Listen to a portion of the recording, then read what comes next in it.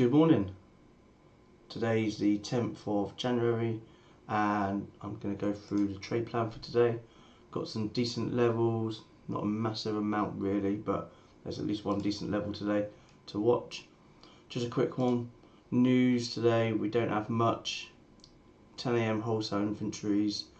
10:30 crude oil news, so if you're in an oil stock just be wary at 10:30. And at 3:15 today we've got Fed speaker, which gives it 2 out of 3 for the importance, so it could move the market around. So on my screen is the MES or the ES S&P index futures. We're looking at the 1 hour time frame. I drew a few quick pictures. We don't really need this trend line in there anymore. Let's get rid of that. I did join in a few pivots today, and we've broken the structure of that already. So I joined these together just to see quite clearly. You can see this bullish wedge formation setting up, and one of my areas I'm watching for. I was originally watching for the break of this wedge, which has happened already, or the break and retest of it for the short low. So basically watching, but it's very bullish. I don't really want to take it on the break. I just want to wait for the break to see a break of structure. But my main watch today is this obvious area of resistance, 48.0350, 48.04 is an area I'm watching, and I'm watching it for two reasons. I'm going to watch it for either the break, the retest, and then the entry. That's a higher probability play, or I'll be waiting for the come up back out for the scalp. It'll be a scalp rejection back down to, at the time I would say back down to trend line, but we may be putting in a new trend line. This is the main area to watch as well, 47.70. If we do break down below here, then potentially we've got a bounce at 47.60. That's an area I'm also watching Friday's eyes. 47.60 is an area where we slowed down there. We tested it again, tested a 50, rejected, and we haven't come back down to that area to test yet. I'm looking at pre-market lows. That's the area I'm watching. If we do break down, I want to see it break down, come back up, retest this area here. We've got two significant moving averages, the red 50 moving average and the 200 moving average. So I really want to see it come down and close below it, or at least come back and retest that area, so I can look for an entry short. And I really do want to kind of be in for the short if we're going to come back down and retest this area. So that's the area I'm watching for a long. So that's it really, quite an easy trade. There's nothing really else to watch. My main watch is this area, 48.0350 or 48.04 is a better number. And I'm either going to look for a higher risk rejection, or we touched it once yesterday on was that Monday, touched it again on Tuesday yesterday, touched it again in the pre-market, and if we're going to possibly break out on the fourth touch, then I want to get in on the break and replay the break and retest of that area. That's what I'm watching for. That is my prime play today. That's what I'm really waiting for. If we get up into the this area of demand, based on this, we've got a demand area. So I quite like this area, 48.23 for a rejection. So I only want to take one trade today. That's really what I'm focused on. So that's why I really want to focus on this trade. This is a trade I'm really focused on. Yesterday was a decent day. I was going to walk away without any trades at all yesterday, and then my level up here got triggered. The alert went off. I think it might have been further down, and so I took the short as per my plan back down to there, and that was my one trade yesterday. And same on the day before, Monday as well. I took one trade. I think it was the break and retest of the pre-market high, which would have been this area here. I was long. It's just above all the moving averages out, and I think I got out around about there. So just disappointed that I didn't take the entire move up. I might get out a bit later. I think it was around here actually. I did about a third, definitely less than half of the main move. But anyway, it was a decent trade, and yesterday was a decent trade as well, which was that area there down to there. And just taking these little tiny trades will mount up over the year, and that's really what I'm focused on.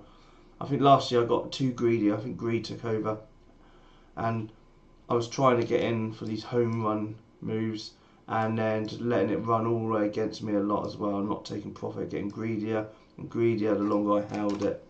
So this year I'm trying to take smaller positions but guarantee the profits rather than give back to the market.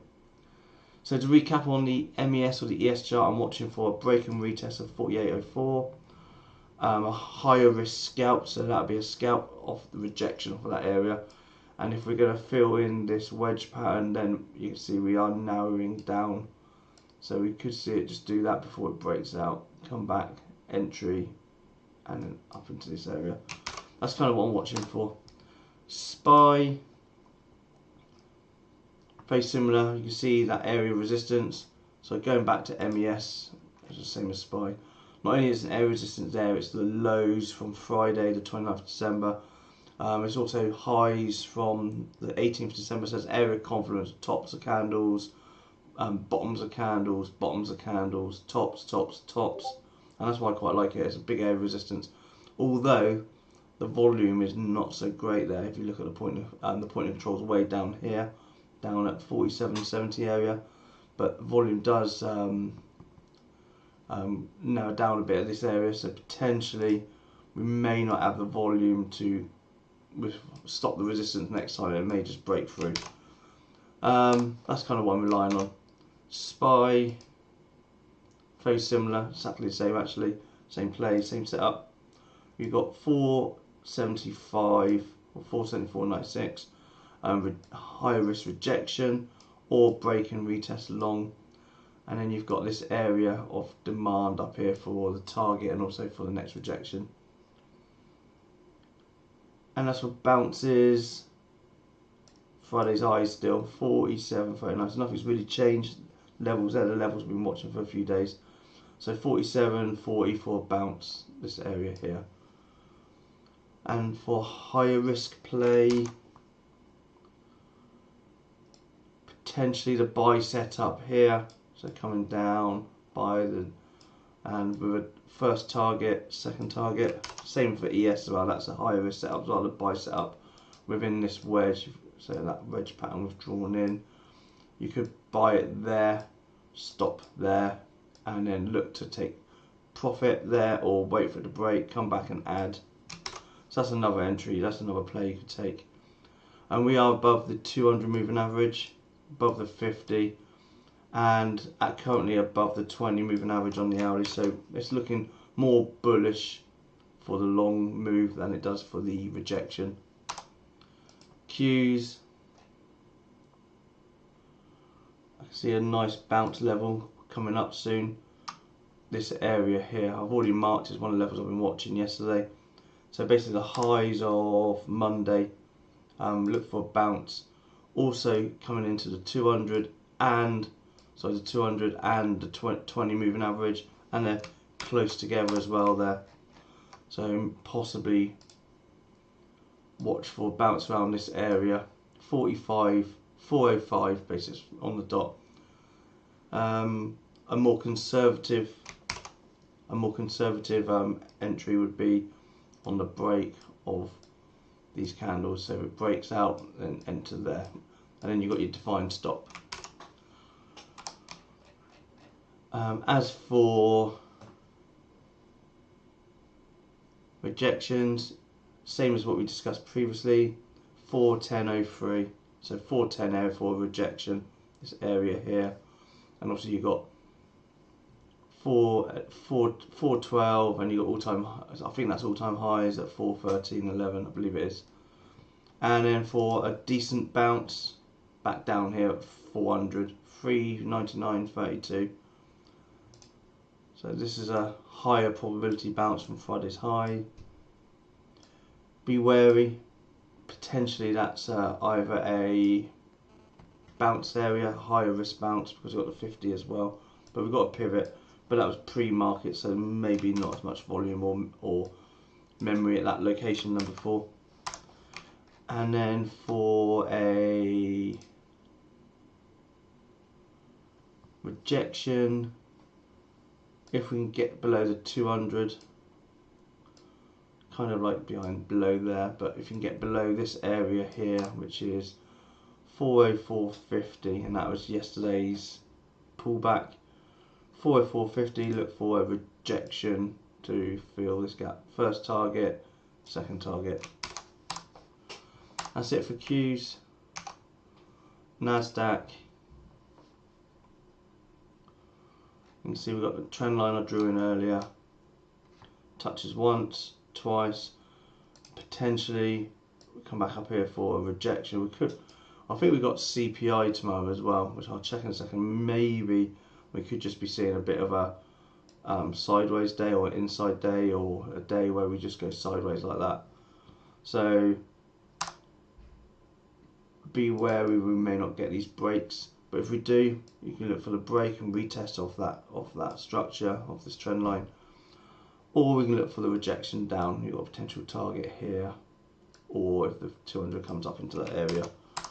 As for short and the Nasdaq, same as the Qs. If we can break that pivot, look for the break and retest. Be wary of the 250 moving average. That could act as support. Better entry will be if we can break below it, then come back and retest. And then let's just put that level in as well. So I quite like that forward bounce. And bounce at 16,575. So just confirm 16,575 for a bounce. And a reject, high risk reject would be at 16,762. And obviously we've got this structure, so you can do the break and retest of this level at 16,920 or wherever it comes up to. When I say wherever it comes up to, what I mean is if we come up to here, then we've got a break of 16,938. Break and retest, go. Again, the levels are not amazing today, but there is some plays. Looking at oil next, this is MCL or CL futures. Nothing's much changed since yesterday. We had a bit of a breakout, so this area here we've broken. We were watching that area for a potential reject or break and retest long, and we're watching this area here for a bounce. Potentially we've got a higher risk bounce in this area as well, area of demand. So nothing really. Potentially we've broken out through that area. Yesterday's I've come back, we're retesting it. We could look for a long around 72.93. I've got an alert in here, I'm not sure where that was from. Maybe I think I must put that in yesterday. So if we do break down below that and that triggers the alert, then we could be looking for a long entry. I think I saw that in the post market or the pre-market this morning, earlier this morning.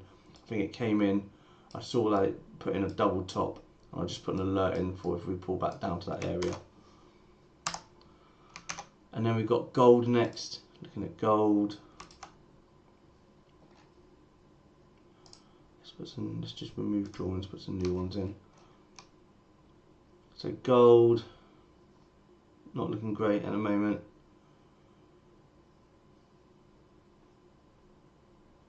Got a bounce down here at 1992. Got the lows 2025.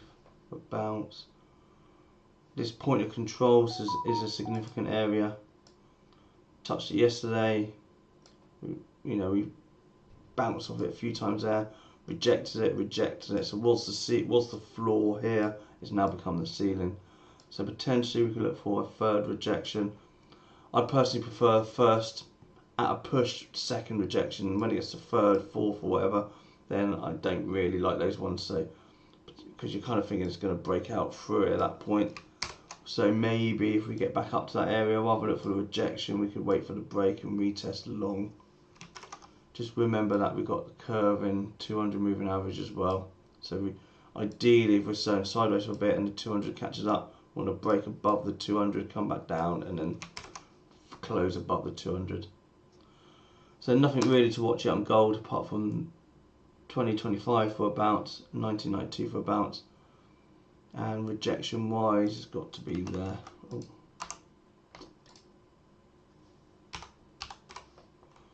Get back again, sorry about that. And rejection wise there. 2070 for reject. That area, so it's a difficult, we've got tops of candles. You could bring it down a bit, maybe around about there. I prefer more recent candles, bottoms, a pivot into it, reject. So we haven't actually retested it yet since here. So that's an area to watch for, 2068 area for a rejection. And I said, oh no, we've got one more, another futures we've added, M2K. Let's take a look at that. Let's get rid of the alerts. What's going on? Right, so we've got M2K, we came in, we touched that level, an area we watched a few days ago, and we've just hardly done anything, so nothing yet. Same level as yesterday, a bounce from 1955, or a reject at 2000, 2001. So, you've got this area here. In fact, we could just put a trend line in.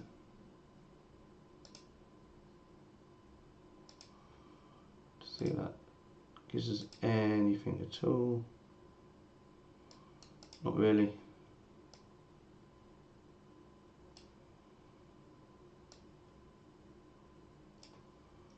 Nothing there. Okay, well that's something, I guess. So we come down, touched it there, came up, couldn't quite get there, came down, touch. Potentially we might be looking for a bit. I'll keep that in place because we could be looking to break the structure there or there. So keep an eye on that. Maybe the break of the structure will give us a trade. Even though it's trading so narrowly at the moment, I would just keep an eye on it. So if we break below this pivot here, look for the break, the retest back up in that area, and then the short down when we've got our target.